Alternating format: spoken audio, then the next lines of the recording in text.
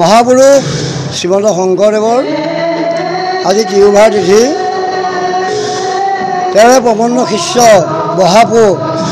মহাপুৰুষ মাধৱদেৱৰ এই পবিত্ৰ তীৰ্থক্ষেত্ৰত বিভিন্ন কাৰ্যসূচীৰে আমি তেখেতৰ তিৰুভাৰ তিথিভাগ আমি উদযাপন কৰিবলৈ লোৱা হৈছে। পুৱাতে আমাৰ পুৱা প্ৰসংগ হৈ গৈছে। তাৰপিছতে আমাৰ দিহানাম, গায়ন বায়ন, বৰগীত, সত্ৰীয়া নৃত্য প্ৰদৰ্শন হ'ব। দুপৰ ভাগত বৈকুণ্ঠ দেৱবাদ্য চৰ্চা হ'ব, নাম হ'ব, ঘোষাপাঠ হ'ব। এইদৰে আজি আমি এই গুৰুজনৰ তিৰুভাৰ তিথিভাগ খুব উলহ মালহেৰে আমি ঢেকীয়াখোৱা বৰনামঘৰত আমি পালন কৰিম। এই জাতি ধৰ্ম বৰ্ণ ভাষা নিৰ্বিশেষে এয়া অনুষ্ঠান 17 আগষ্টৰ পৰা আজি তাৰিখলৈকে ইয়াত প্ৰতিদিনে হেজাৰ হেজাৰ ভক্ত সমাগম হৈ লাখৰ ঘৰত অতিক্ৰম কৰিছে। সেয়ে আমি সকলোজনৰ ওচৰত সেৱা জনাইছোঁ। এই অনুষ্ঠানভাগী ঢেকীয়াখোৱাত যদিও অৱস্থিত, ই সমগ্ৰ অসমবাসী ভাৰতবাসীৰ আমি অনুষ্ঠান। সেয়ে আমাৰ এই অনুষ্ঠানভাগী আমি বিশ্বৰ দৰবাৰত চিনাকি কৰিবৰ কাৰণে আমি সকলোৰে পৰা সঁচ দিয়াৰ পৰামৰ্শ আমি কামনা কৰিছোঁ।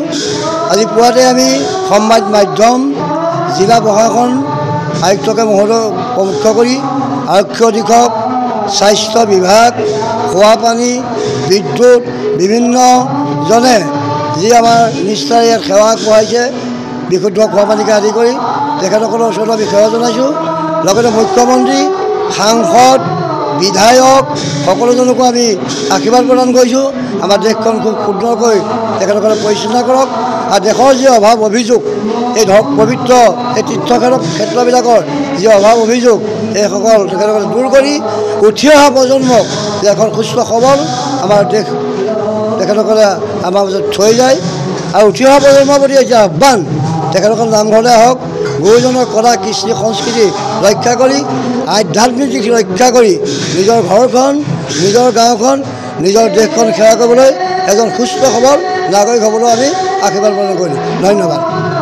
যিকোনো খবৰৰ বাবে যোগাযোগ কৰক 7099017330 অথবা 7099017990 নম্বৰত।